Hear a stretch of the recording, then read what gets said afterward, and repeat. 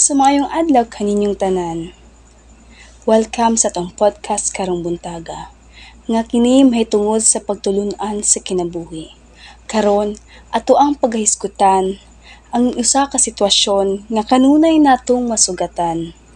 Ang panagbingkil sa duha ka mga igsuon bahin sa paggamit sa usa ka butang. Ug karon dili na nato langayon. Ato anang ipailaila ang atong mga bisita. Ania karon si Jillian nga nagkinahanglan sa sakyanan para sa iyang seminar. Ug si Kisha nga nagkinahanglan sa sakyanan para sa iyang pagpanarbaho. Karon Jillian, mangutana ko sa imuha, unsa man jud ka importante ang paggamit sa sakyanan para sa imong seminar? Importante siya para sa kwap, kay para sa akong grado. Ug karon Kisha, unsa man sad ka importante ang sakyanan para sa imong trabaho? Importante kay siya kay mao ni siya kinahanglanon ako, ginagamit nako sa ako nga pagtrabaho. Kay kung dili ko mo trabaho, wala ko'y kwarta pang eskwela. Klaro mo jud kaayo ang ilahang mga problema. Pareho silang duha nga nagkinahanglan sa sakyanan. Unsaon man nato ni pagsulbad o paggamit sa Habit 4 ug Habit 5 ni Stephen Covey?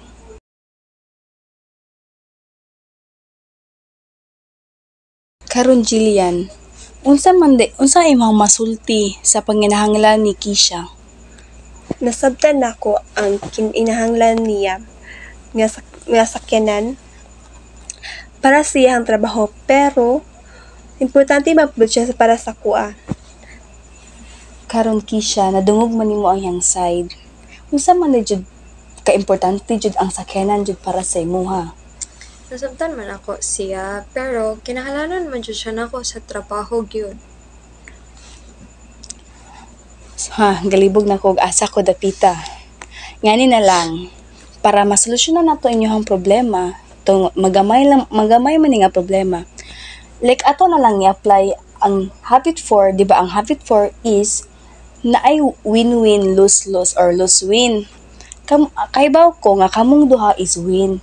Pero naay isa ang dapat mo lose nyo. Not lose nga, totally lose yun nga, mapildi. But lose siya nga, naay mo give way, then kamo man sa duha ang makabenepisyo.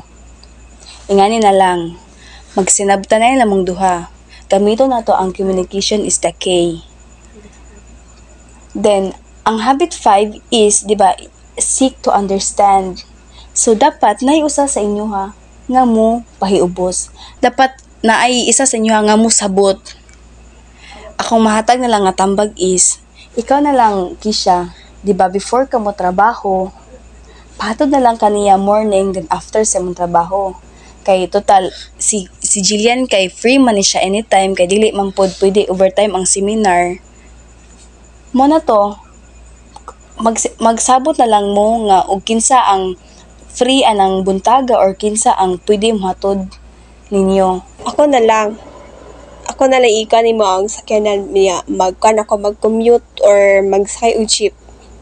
Or pwede na lang sa Kisha nga ihatod mo siya padung sa school din, ko na lang pwede mo after inig out mo sa trabaho. Okay ra? Yes. Okay. So importante majud kaayo ang pagsinabtanay. Mag-igsuon raman sad mo, wala man sila nga mutabang sa inyong problema, kundi kamo raman sad. Diba, igsuon is magsinabtanay ra good mo ra jud na ang akong maingon sa inyo, sinabtanay na imo giveaway, na imo sabot. So ang atong reflection ani is dapat in every situation need na to i-apply ang Habit 4 ug 5. Diba, sa akong gingon ganina, ang Habit 4 is win-win, lose or lose-win. Dapat, dili sa tanang panahon, mudaog ang isa. Dapat naasa isa ang mapahiubos.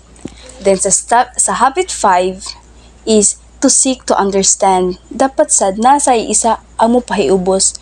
Dapat sabton nato ang duha ka sitwasyon. Ay, duha ni nga buwan.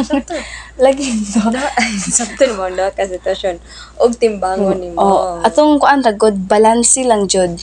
Wala man say mawala og naay usa ang pahibos. Total kamo man sa duha ang nakabenepisyo. Para wala daghang problema, wala na daghang samok, sinabtanay lang gid mong duha ha. Yes po.